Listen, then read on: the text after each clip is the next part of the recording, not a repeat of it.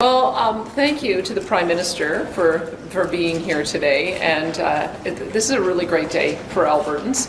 We have been working for some time on addressing the 9 bad laws, as I like to call them, that have been impacting our investment climate here, and I'm pleased that we've reached an agreement to substantially work on removing and revising those laws. I think what it's going to do, especially with the removal of the emissions cap on Alberta, as well as the removal of the net zero power regs, I think it's going to unleash an incredible amount of investment and allow us to work together on important nation-building projects. So this is the first step, I think, of what will be a few more steps we have to take together, but I'm very pleased that the Prime Minister has heard our concerns and responded to them. Thank you very much, Premier. And look, it's a great day for Alberta. It's a great day for Canada.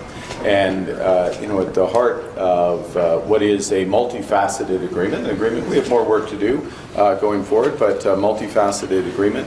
In effect, it creates an energy transition, all aspects of energy, but really sets the stage for an industrial transformation. At the core of the agreement, of course, is a priority to have a pipeline to Asia.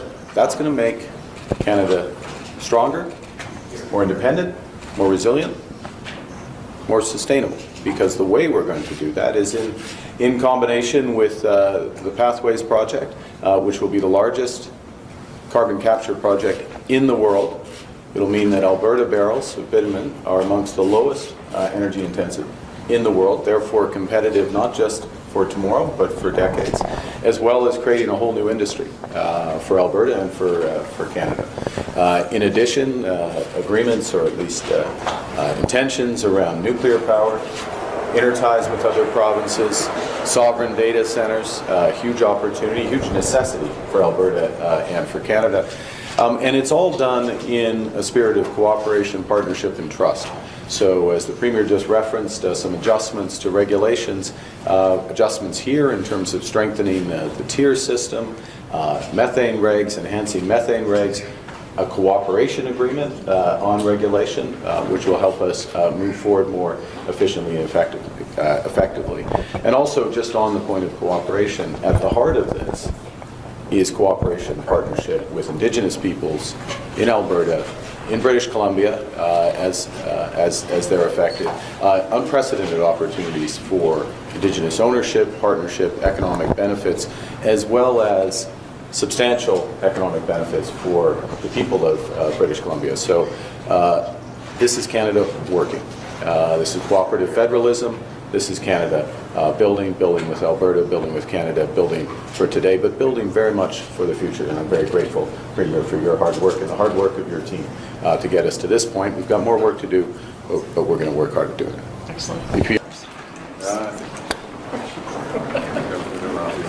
All right, so the way we've done this before, Doug, is sign and then look up.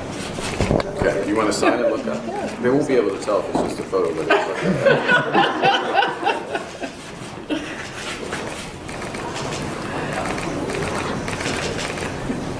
All right. There we go.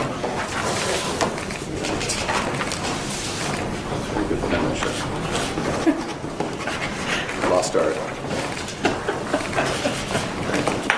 Excellent. You do the top. Is that how he does it?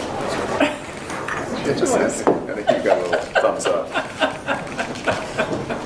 He reads his signatures. Prime Minister, are you willing to approve a pipeline even if British Columbia or affected First Nations don't agree? Would you compensate them instead? Well, just to be clear, this agreement today between Alberta and the Government of Canada, it's the first step. It's an example of cooperative federalism. We're agreeing in partnership and in a spirit of trust. But what has to happen, several things have to happen before a pipeline is built. And one of those is a private sector proponent. Secondly, goes directly to your question, which is that there needs to be full partnership, including equity ownership, substantial economic benefits with First Nations in Alberta, First Nations in British Columbia, as well as agreement and substantial economic benefits for the people of British Columbia. So we look at this as the start of a process. We've created some of the necessary conditions for this to happen.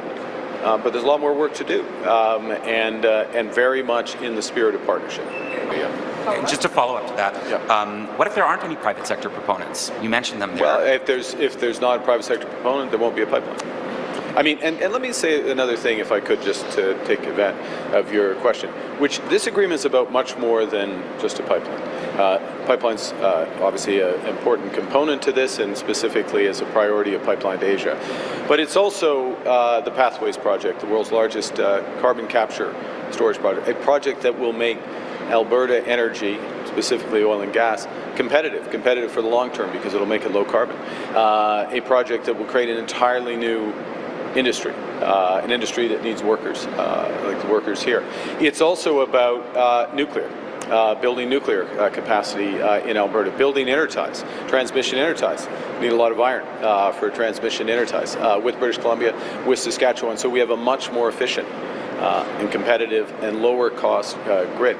And it's about building AI data centers that are sovereign, to use the word. So that means that we control in Canada our data, our information, our intelligence, if I can put it that way. So it's a very ambitious and comprehensive partnership, and there's many things that can be done going forward.